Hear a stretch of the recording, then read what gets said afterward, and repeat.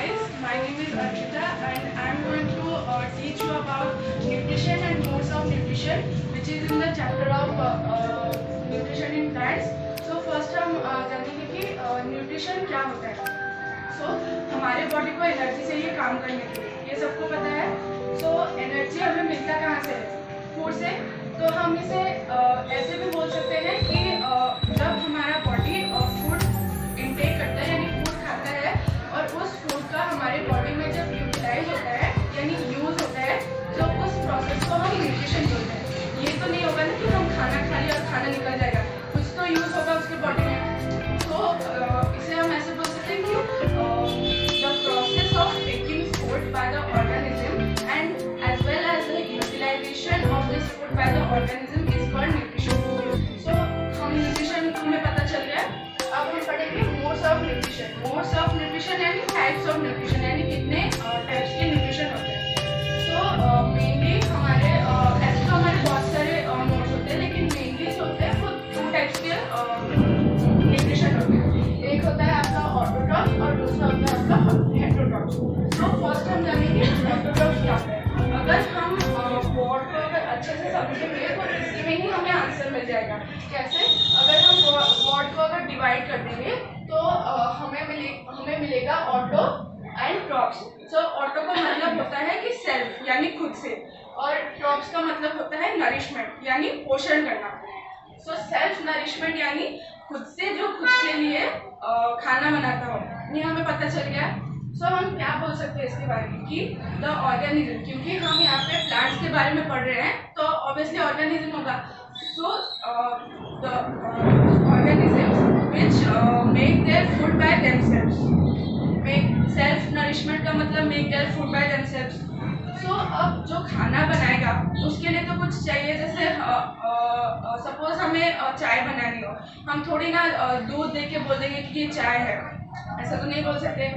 उसके लिए कुछ इंग्रेडिएंट चाहिए लाइक मिल्क, वाटर एक्सेट्रा. तो जो प्लांट्स होते हैं उसको भी खाना बनाने के लिए कुछ इंग्रेडिएंट चाहिए होता है. तो वो क्या होता है? वो CO2 एंड H2O होता है यानी कार्बन डाइऑक्साइड एंड वाटर. सो वो खाना बनाएगा और कार्बन डाइऑक्साइड एंड वाटर से बनाएगा. लेकिन बनाएगा कैसे? By the process of photosynthesis. हमें 3 पॉइंट्स मिल गए इसके बारे में. तो हम बोल सकते हैं कि those organisms which can make their food by themselves from simple substance like CO2 and H2O by the process of photosynthesis. जो photosynthesis कौन कर सकता है? ग्रीन प्लांट्स कर सकते हैं. तो by the process of photosynthesis are called autotrophs. तो इसके एग्जाम्पल में क्या लिख सकते हैं? मैंने बोला कि by the process of photosynthesis. तो photosynthesis कौन कर सकता है? Only green plants, जिस प्लांट में क्लोरोफिल हो. सो इसके एग्जाम्पल में आ जाएगा ऑल द ग्रीन प्लांट्स. अब आते हैं हेटेरोट्रॉप्स. सो इसको भी अगर ऑटोट्रॉप्स की तरह समझेंगे तो ये भी 2 वर्ड्स में डिवाइड होता है. एक होता है हेटेरो एंड दूसरा होता है ट्रॉप्स. हमें ट्रॉप्स का मतलब होता है नरिशमेंट, हेटेरो का मतलब होता है अदर यानी दूसरों के ऊपर.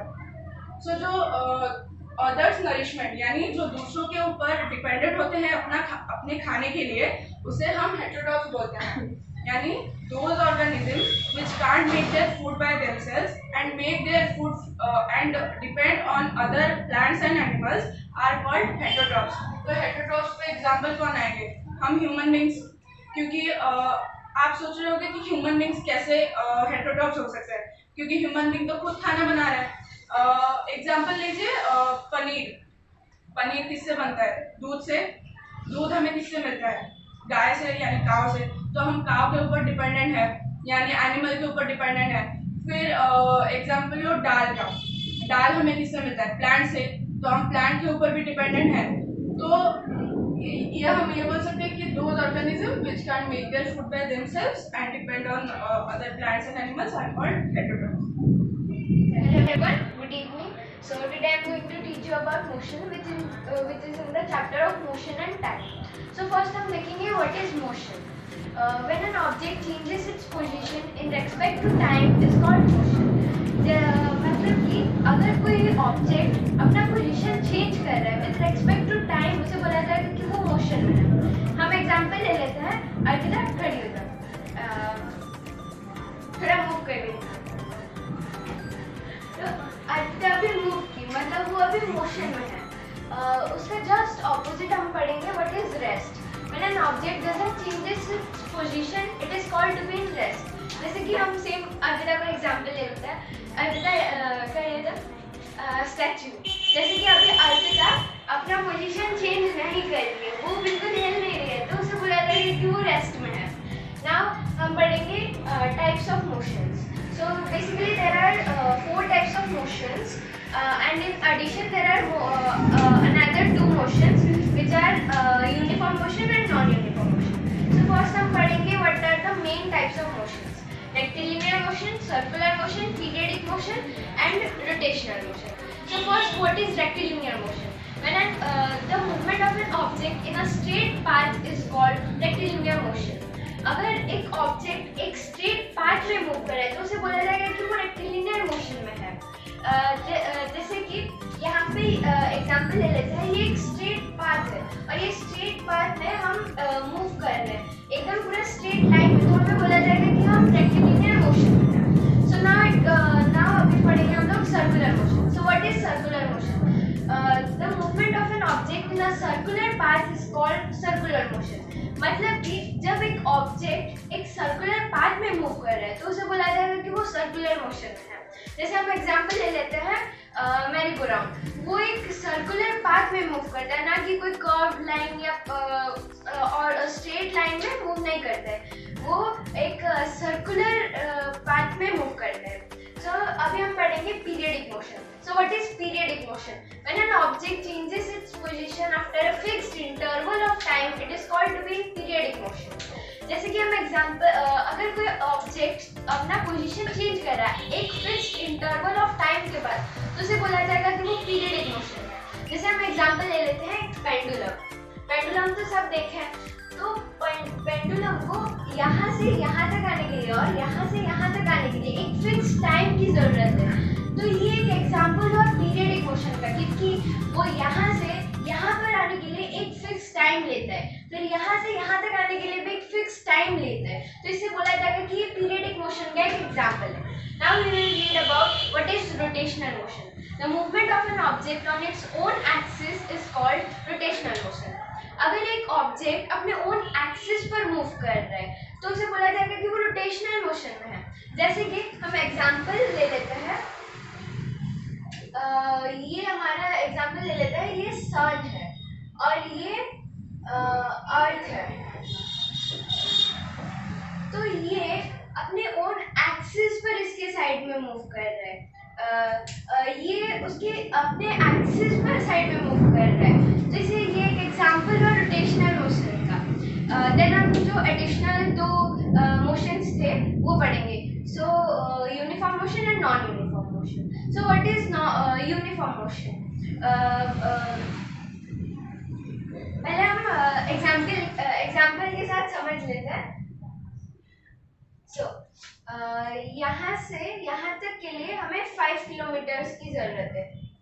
फिर यहाँ से यहाँ जाने के लिए हमें ये इसका डिस्टेंस जो है 5 किलोमीटर्स का, ये तीनों रास्ते का डिस्टेंस है, और मेरे को कवर करने के लिए तीनों डिस्टेंस मेरे को 10 मिनट्स लगे।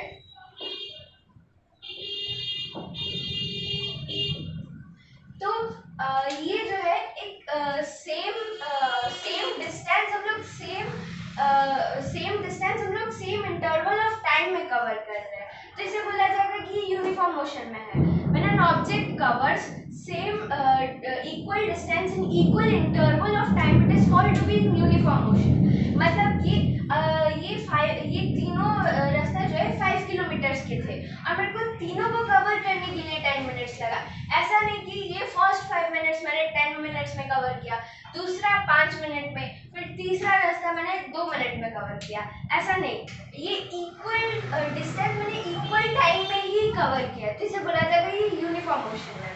नाउ इसका जस्ट ऑपोजिट जो है नॉन यूनिफॉर्म मोशन है। And an object covers equal distance in unequal interval of time, it is called to be in non uniform motion। जैसे कि हम लोग एग्जांपल ले लेते हैं, ये सेम डिस्टेंस तो रहेगा, लेकिन मेरे को पहला जो 5 किलोमीटर है उसे कवर करने के लिए मेरे को लगा 10 मिनट, फिर दूसरा 5 किलोमीटर मेरे को लगा 15 मिनट, फिर तीसरा 5 5 किलोमीटर मेरे को 20 मिनट लगा, क्योंकि फर्स्ट 5 किलोमीटर्स तो मैंने बहुत स्पीड चल लिया, उसके बाद थक गए, उसके बाद 15 मिनट लगा ये 5 किलोमीटर कवर करने के लिए। फिर तीसरा 5 किलोमीटर हमें 20 मिनट्स लगा। तो ये क्या है, इक्वल डिस्टेंस तो है लेकिन अलग अलग इंटरवल ऑफ टाइम में ये कवर कर रहा है, जिसे बोला जाएगा कि ये नॉन यूनिफॉर्म मोशन है। Thank you. होप आप लोगों को ये मैंने जो समझाया है मोशन के बारे में आप लोग क्लियर होंगे और समझ में आया होगा, एंड थैंक यू।